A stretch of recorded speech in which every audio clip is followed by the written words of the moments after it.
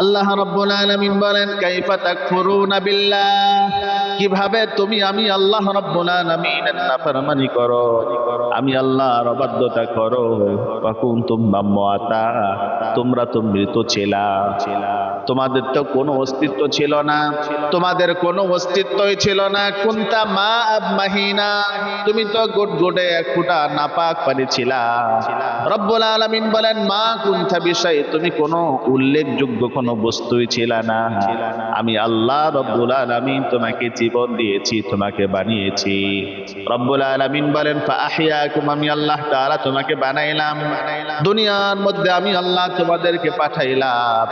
এই দুনিয়ার মধ্যে চিরদিন তোমরা থাকতে পারবে না, তোমাদের সবাইকে একদিন মরতে হবে। যদি আমরা ঈমান আমল নিয়ে মৃত্যু গ্রহণ করতে পারি, তাহলে আমাদের মৃত্যু হবে বড় আসারের সাথে, বড় সহলতের সাথে। আর যদি আমরা বেঈমান অবস্থায় মরে যাই, তাহলে আমাদের মৃত্যুর হালতটা হবে বড় কঠিন।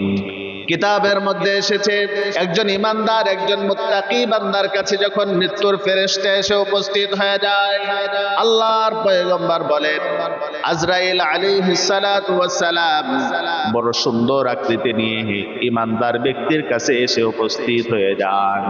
বড় ভালো আকৃতি নিয়ে মালাকুল মউত ইমানদারের কাছে এসে যায়। কিতাবের মধ্যে এসেছে আল্লাহর পয়গম্বর বলেন ইমানদারের দেহ থেকে তার আত্মাটা এত আসানের সাথে বের করা হয়, এত সহলতের সাথে বের করা হয়। ছোট্ট নবভূমিষ্ঠ সন্তান মায়ের কোলে দুধ পান করতে করতে যেভাবে ঘুমিয়ে যায়, তার কোনো খবর থাকে না। আল্লাহর হাবিব বলেন মালাকুল মউত ইমানদারের দেহ থেকে তার চাইতেও বড় আসানের সাথে আত্মাটা বের করে নিয়ে যায়। মালাকুল মউত যখন ইমানদারের কাছে এসে উপস্থিত হয়ে যান, ইমানদারের কাছে বড় সুন্দর আকৃতি নিয়ে হাজির হয়ে যায়।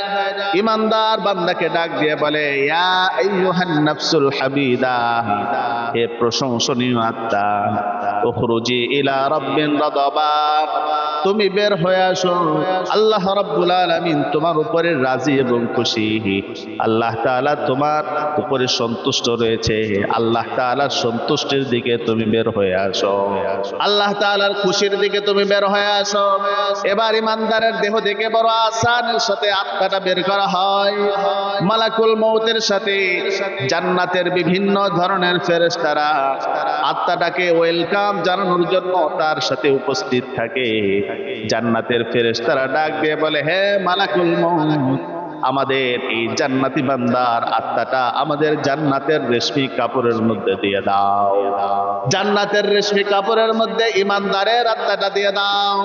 এবার মালাকুল মউত জান্নাতের বিভিন্ন ধরনের ওয়েলকাম জানাতে আসা ফেরেশতাদের কাছে যখন ইমানদারের আত্মাটা দিয়ে দেয়, জান্নাতের ফেরেশতারা জান্নাতি ওই বান্দার আত্মাটা জান্নাতের কাপড়ের মধ্যে সুন্দর করে মিশায়।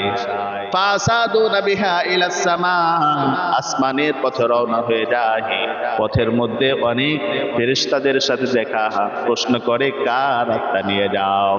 ফেরেশতারা প্রশ্ন করে কার আত্মা নিয়ে যাও?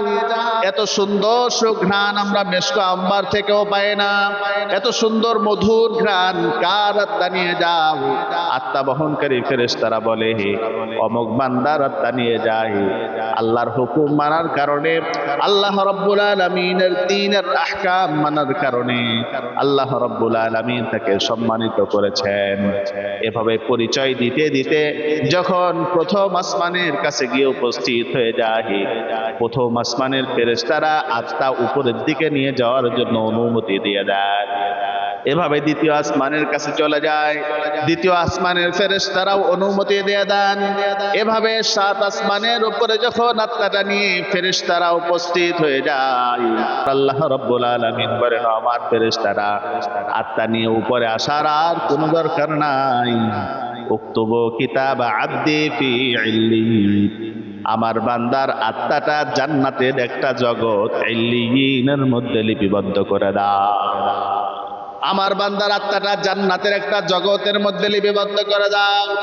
এদিকে আমরা ইমানদারের দেহটাকে গোসল দিলাম, দেহের মধ্যে সুন্দর কাপড় পরাইলাম, আতর সুরমা মেখে যখন কবরের মধ্যে রেখে আমরা বাড়ির পথে ফিরে আসলাম, ফায়াতিনিহি মালাকান কারীমান, সাথে সাথে ইমানদার বান্দার কবরের মধ্যে দুইজন ফেরেশতা এসে উপস্থিত হয়ে যায়। ফেরেশতারা প্রশ্ন করে, মান রব্বুক, বলো তোমার রবকে। হায়াতের জীবনের মধ্যে কার আনুগত্য করেছো, জবাব দাও। ইমানদার জবাব দিয়ে বলবে, রব্বি আল্লাহ, আমার পুরোটা জীবন ইবাদত করেছি একমাত্র আল্লাহ, গোলামি করেছি তো একমাত্র আল্লাহর গোলামি করেছি, দাসত্ব করেছি তো একমাত্র আল্লাহর দাসত্ব করেছি। আল্লাহর সামনে আমার এই মাথা কারোর সামনে নত করি নাই, কোন মাজারে সেজদা দেয় নাই, কোন পীরের দরগায় সেজদা দেয় নাই, আল্লাহ ছাড়া কারোর ইবাদত আমি করি নাই। ইবাদত করেছি তো একমাত্র আল্লাহর ইবাদত করেছি, দাসত্ব করেছি তো একমাত্র আল্লাহর দাসত্ব করেছি, হায়াতের জীবনের মধ্যে আনুগত্য করেছি একমাত্র আল্লাহর। দ্বিতীয় নম্বর প্রশ্ন করবে, আমার দীনুকা, বলো তোমার দিন কি ছিল, কোন ধরনের অনুসরণ করেছিলাম। ইমানদার জবাব দিয়ে বলবে, দীনিয়াল ইসলাম, দুনিয়ার জীবনের মধ্যে আমি ইসলামের আনুগত্য করেছিলাম, ইসলামের অনুসরণ করেছিলাম। আল্লাহ রাব্বুল আলামিন আমাকে একটা সংবিধান দিয়েছিলেন, কোরআন। এই কোরআনের হুকুম অনুযায়ী আমার জীবন পরিচালনা করেছি, কোরআন যেভাবে আমাকে নির্দেশ করেছে সেভাবেই ব্যবসা করেছি। আমার দুনিয়ার জীবন, পারিবারিক জীবন, সামাজিক জীবন, অর্থনৈতিক জীবন, রাষ্ট্রীয় জীবন, সর্বত্র কোরআনের আহকাম অনুযায়ী আমি পরিচালনা করেছি। এবার 3 নম্বর প্রশ্ন করা হবে, ওমান হাদার রাজুলুল্লাযী বুইসা ফীকুম, জবাব দাও এই ব্যক্তি সম্পর্কে তোমার কি ধারণা, যাকে তোমাদের মাঝে পাঠানো হয়েছিল।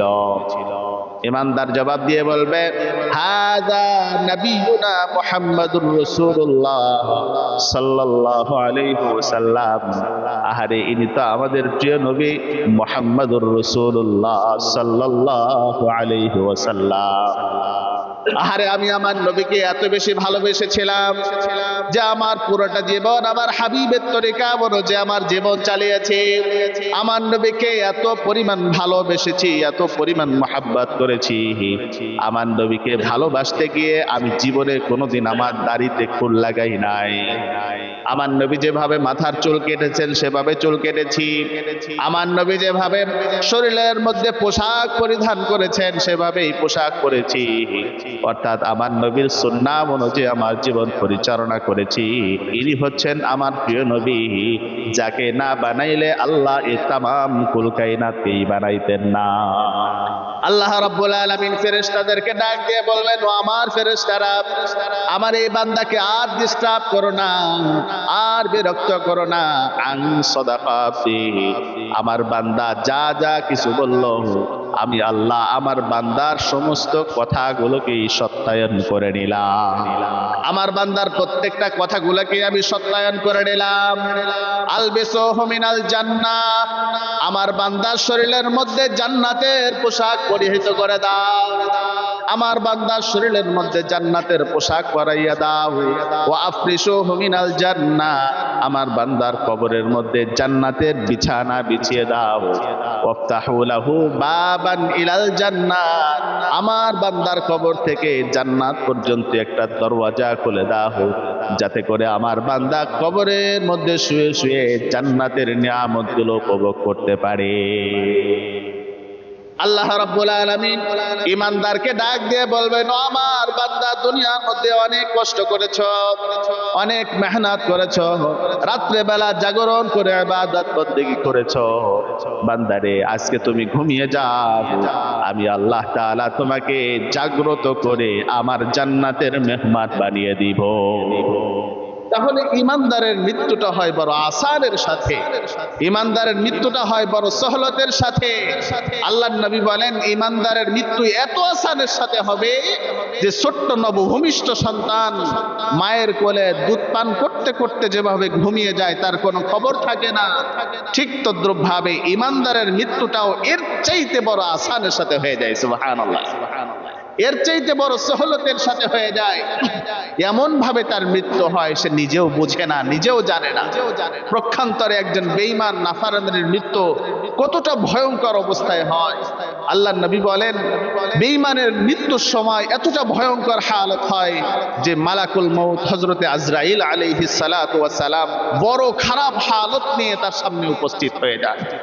আল্লাহর নবী বলেন, একটা ছাগলের শরীর থেকে, জীবিত ছাগল জবাই না করে তার শরীর থেকে জীবিত থাকা অবস্থায় একে একে চামড়াগুলো ছুলে ফেললে তার যেমন কষ্ট হবে, এর চাইতে হাজার লক্ষ কোটি গুণ বেশি কষ্ট দিয়ে একজন বেঈমান বান্দার দেহ থেকে তার আত্মাটা বের করা হয়। নাউজুবিল্লাহ। এখন চিন্তা করে দেখেন, একটা জীবিত ছাগল জবেহ না করে তার হাত পা বেঁধে একে একে যদি তার চামড়াগুলো ছোলা যায় ছুরি দিয়ে, চাকু দিয়ে, তাহলে তার কি পরিমাণ কষ্ট হতে পারে, কি পরিমাণ যন্ত্রণা হতে পারে। এর চাইতেও ভয়ঙ্কর যন্ত্রণা দিয়ে বেঈমানের দেহ থেকে তার আত্মাটা বের করা হয়, পাপাচার বান্দার দেহ থেকে তার আত্মাটা বের করা হয়। এই জন্যই দেখবেন সমাজের মধ্যে পাপিষ্ঠ মানুষদের মৃত্যুর সময় যখন হয়ে যায়, দেখবেন চোখটা উল্টে যায়, কেমন ভয়ঙ্কর আকৃতি হয়ে যায়, চোখ মুখটা কালো হয়ে যায়, যেন কেউ যেন তার গলার মধ্যে চাপ দিয়ে ধরে রেখেছে। কথা বলেন ঠিক কিনা? যারা পাপাচার বান্দা লক্ষ্য করে দেখবেন কেমন যেন গোগরাইতে থাকে, চোখটা উল্টে যায়, অন্য মানুষও যদি তাকে দেখে একটা ভয় পেয়ে যায়, ভয়ঙ্কর একটা হালত হয়ে যায়। আর ইমানদার বান্দার মৃত্যু এত আসানের সাথে হয় যেন মনে হয় সে মরে গিয়েছে কিন্তু হাসতেছে, চেহারার মধ্যে হাসি ফুটে উঠে। কিন্তু পাপাচার বান্দার চেহারার মধ্যে হাসি ফুটে ওঠে না, কেমন যেন কালো হয়ে যায়, চেহারাটা বিগড়ে যায়।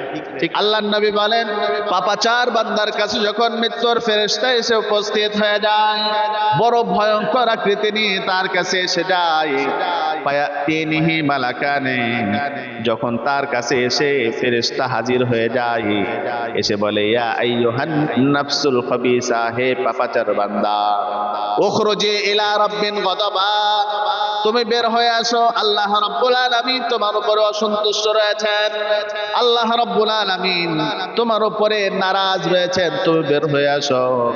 আল্লাহর নবী বলেন, এত কষ্ট দিয়ে তার দেহ থেকে আত্মাটা বের করা হয়, একটা জীবিত ছাগলের শরীর থেকে চামড়াগুলো ছুলে ফেললে যেমন তার কষ্ট হবে, এর চাইতে হাজার হাজার গুণ বেশি কষ্ট দিয়ে পাপাচার বান্দার দেহ থেকে তার আত্মাটা বের করা হয়।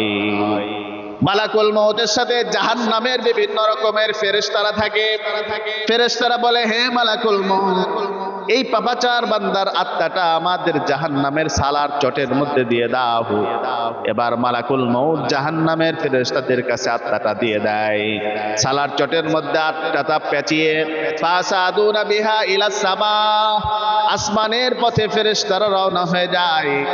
প্রথম আসমানের কাছে যাওয়ার সাথে সাথে আল্লাহ রাব্বুল আলামিন বলেন, ও আমার ফেরেশতারা, আত্মা নিয়ে উপরে আসার আর কোনো দরকার নাই, উক্তুবু কিতাব আবদি ফি সিজ্জিন, আমার বান্দার আত্মাটা জাহান্নামের একটা জগৎ সিজ্জিনের মধ্যে লিপিবদ্ধ করে দাও, আমার বান্দার আত্মাটা জাহান্নামের সিজ্জিনের মধ্যে লিপিবদ্ধ করে দাও, জাহান্নামের একটা জগতের মধ্যে লিপিবদ্ধ করে দাও। এদিকে আমরা পাপাচার বান্দাকে সুন্দর করে গোসল দিলাম, জানাজার নামাজ পড়িয়ে আমরা যখন কবরের মধ্যে রেখে বাড়ির পথে ফিরে এসেছি, ফায়াতিনিহি মালাকানে কারিমান, সাথে সাথে দুজন ফেরেশতা তার কবরের মধ্যে গিয়ে উপস্থিত হয়ে যায়। ফেরেশতারা প্রশ্ন করে, মান রব্বুক, বলো তোমার রব কে ছিল? পাপাচার বান্দা জবাব দিয়ে বলে, হাই লা আদরি, প্রশ্নের জবাব আমার জানা নাই। আবার প্রশ্ন করা হয়, অমান দিনুক, বলো তোমার দিন কি ছিল? পাপাচার বান্দা বলে, হাই হাই লা আদরি, প্রশ্নের জবাব আমার জানা নাই। আবার প্রশ্ন করা হবে, অমান হাযার রাজুলুল লাযী বুইসা ফীকুম, বলো এই ব্যক্তি সম্পর্কে তোমার কি ধারণা যাকে তোমাদের মাঝে পাঠানো হয়েছিল? পাপাচার বান্দা জবাব দিয়ে বলে, হাই লা আদরি, প্রশ্নের জবাব আমার জানা নাই। এবার আল্লাহ রাব্বুল আলামিন বলেন, আমার ফেরেশতারা আলবিসুহু মিনান নার, আমার বান্দার দেহের মধ্যে জাহান্নামের পোশাক পরিয়ে দাও। ওয়া আফরিশুহু মিনান নার, আমার বান্দার কবরের মধ্যে জাহান্নামের বিছানা বিছিয়ে দাও। ওয়াফতাহু লাহু বাবান ইলান নার, আমার বান্দার কবর থেকে জাহান্নাম পর্যন্ত একটা দরওয়াজা খুলে দাও, যাতে করে আমার বান্দা কবরের মধ্যে শুয়ে শুয়ে জাহান্নামের আযাব উপলব্ধি করতে পারে। এই জন্য মরতে সবার হবে।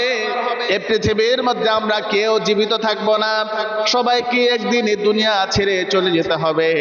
বুঝতে হবে, আপনার মৃত্যুটা যদি ভালো হাল হতে হয়, ইমানদার হাল হতে হয়, কোনো সন্দেহ নাই আল্লাহ রাব্বুল আলামিন আপনাকে জান্নাতের মেহমান বানিয়ে দিবে।